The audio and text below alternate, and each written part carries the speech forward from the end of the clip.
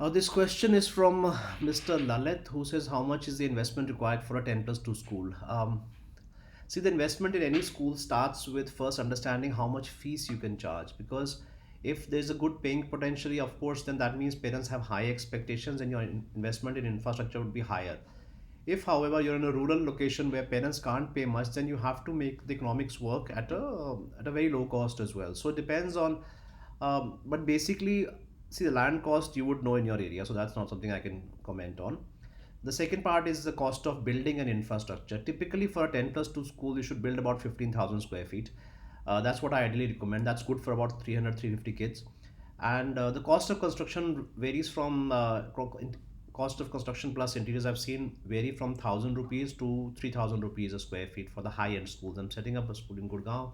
It's costing about 3000 rupees a square feet. So um, if so you can do the maths, 15,000 into 1000 rupees is about 1.5 crores, and for a high end school, 15,000 square feet into 3000 is about 4.5 crores.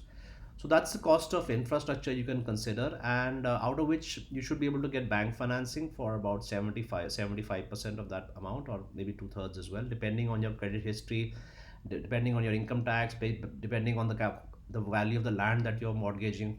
So based on those factors, you should be able to get a loan. A loan you can get from a bank or the NBFC.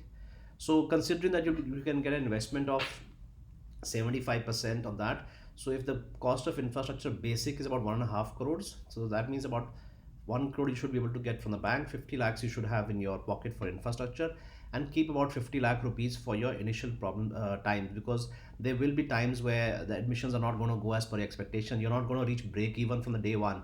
You will need some operating capital for the money for the initial few years perhaps.